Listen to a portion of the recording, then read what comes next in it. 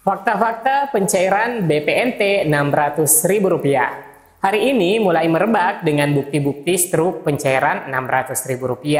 Nah, melalui video kali ini kita akan melakukan pemantauan daerah dan bank pencairan yang sudah diklaim bantuan BPNT Rp600.000 benar-benar disalurkan sebagaimana isyarat penyaluran bansos triwulan kedua disampaikan oleh Menteri Sosial, Wakil Menteri Sosial dan juga Kepala BPS. Nah, bagaimanakah info lengkapnya? Simak penjelasannya. Namun pastikan teman-teman telah bergabung dengan channel Info Bansos dengan cara subscribe, dan terima kasih yang sudah share serta like dan komentarnya. Saya akan segera kembali setelah intro singkat berikut ini.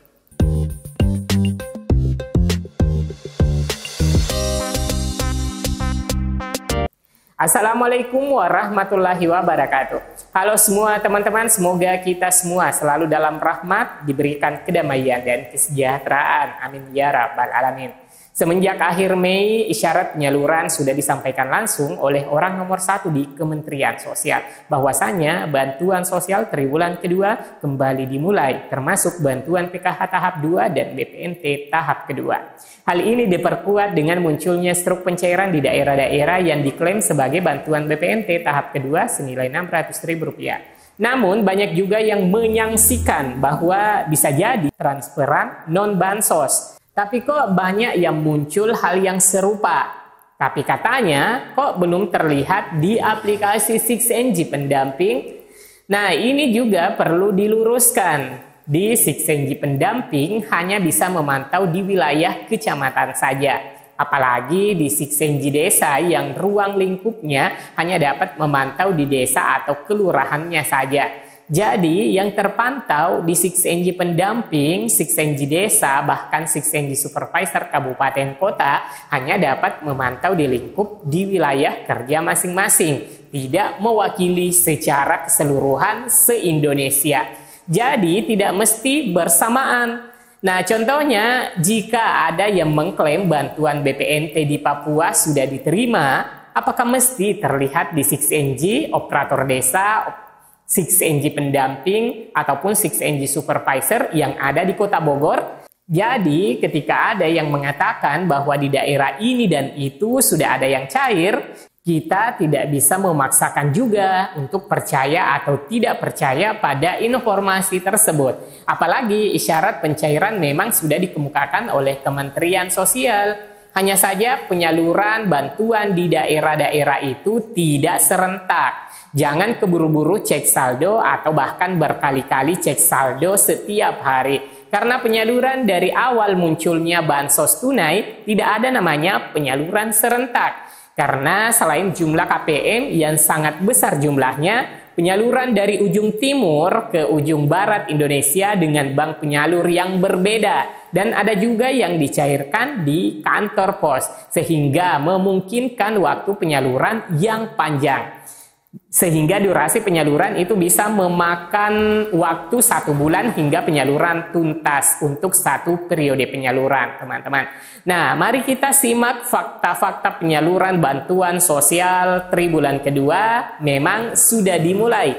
Pada tanggal 28 Mei, Menteri Sosial resmi mengumumkan bahwa pemerintah mulai menyalurkan bantuan sosial Bansos triwulan 2 tahun 2025 untuk 16,5 juta keluarga penerima manfaat atau KPR. 28 Mei 2025, pemerintah melalui Kementerian Sosial kembali menyalurkan bantuan sosial program Keluarga Harapan atau PKH dan sembako bantuan pangan non-tunai tahap kedua tahun 2025 secara serentak.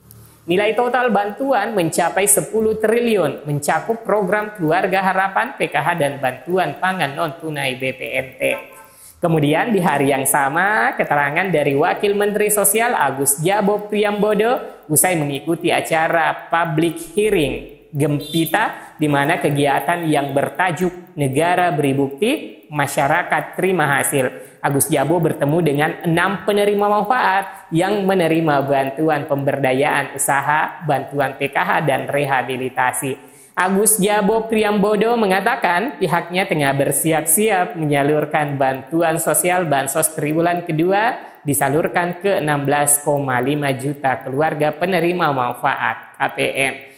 Penyaluran Bansos akan dilakukan setelah asesmen oleh Badan Pengawasan Keuangan dan Pembangunan BPKP selesai.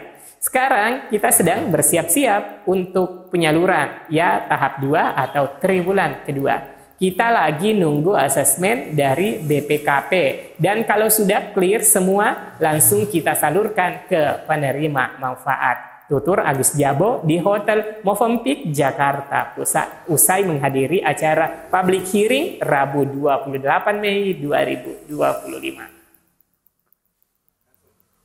Nah, tepatnya saat konferensi pers di Istana Negara tanggal 2 Juni 2025, Kepala BPS Amalia Adininggar Widyastuti mengatakan bahwa BPS bersama BPKP telah melakukan verifikasi dan sudah mulai disalurkan oleh Mensos per akhir 31 Mei. 14,3 juta memang berada di desil 14 dan sudah mulai disalurkan oleh Mensos per akhir 31 Mei. Nah, dari beberapa pernyataan-pernyataan tersebut akan kami kutip di akhir video untuk dijadikan rujukan bahwa bantuan sosial triwulan kedua telah dimulai penyalurannya. Dan melihat perkembangan di lapangan sudah bermunculan struk penyaluran secara bertahap. Nah, diingat ya teman-teman bahwa penyaluran secara bertahap dan tidak berarti serentak. Bagi teman-teman yang belum mendapatkan saldo, bisa melakukan pengecekan secara berkala di aplikasi Cek Bansos untuk memastikan apakah teman-teman masih mendapatkan bantuan sosial di tahap kedua. Karena tidak sedikit juga penerima manfaat yang selama ini menikmati bantuan sosial akan mendapatkan lagi di tahap kedua. Apalagi Menteri Sosial saat ini gencar mengkampanyekan bansos sementara berdaya selamanya. Penerima manfaat Bansos akan dibatasi untuk 5 tahun saja kecuali KPM lansia dan disabilitas dan penggunaan sumber data baru yaitu DTSCN sebagai pedoman penyaluran Bansos. Nah, mari kita simak cuplikan dari Kepala BPS terkait penyaluran Bansos. Tahap kedua sudah dimulai disalurkan oleh Mensos per akhir 31 Mei 2025.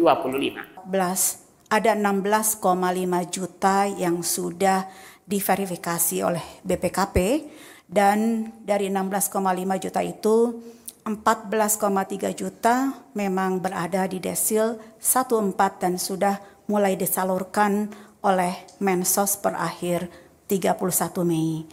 Kemudian kami juga membersihkan beberapa data yang kita sebut dengan inclusion error. Dari 6,9 juta keluarga yang kami lakukan ground check, itu ada 1,9 juta yang seharusnya tidak layak untuk mendapatkan bantuan sehingga dibersihkan dari data tunggal sosial ekonomi nasional sebagai keluarga, dikeluarkan dari keluarga yang tidak berhak, jadi dikeluarkan dari keluarga yang berhak sehingga menjadi tidak berhak untuk menerima bantuan.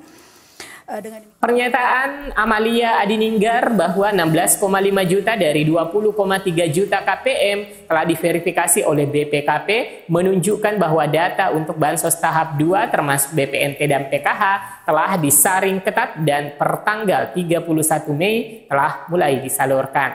Nah, semoga informasi ini teman-teman memberikan referensi kepada teman-teman semua bahwa Kementerian Sosial memang telah berkomitmen untuk melakukan penyaluran Bansos triwulan kedua mulai di akhir Mei hingga hari ini. Tentunya harapan bahwa bantuan ini secara bertahap disalurkan dan akan merata di seluruh Indonesia. Dan kami pun berharap teman-teman semua untuk tidak sering mengecek saldo juga karena bisa berakibat ke kartu KKS-nya bisa lecet hingga tertelan di mesin ATM. Tunggulah informasi dari pendamping sosialnya masing-masing karena sudah pasti valid jika diinformasikan oleh pendampingnya masing-masing, mengingat pencairan itu tidak bersamaan masuk saldonya, melainkan secara bertahap. Nah, mungkin seperti itu ya teman-teman untuk informasi kali ini. Semoga informasinya bermanfaat. Sampai jumpa di video selanjutnya. Wassalamualaikum warahmatullahi wabarakatuh.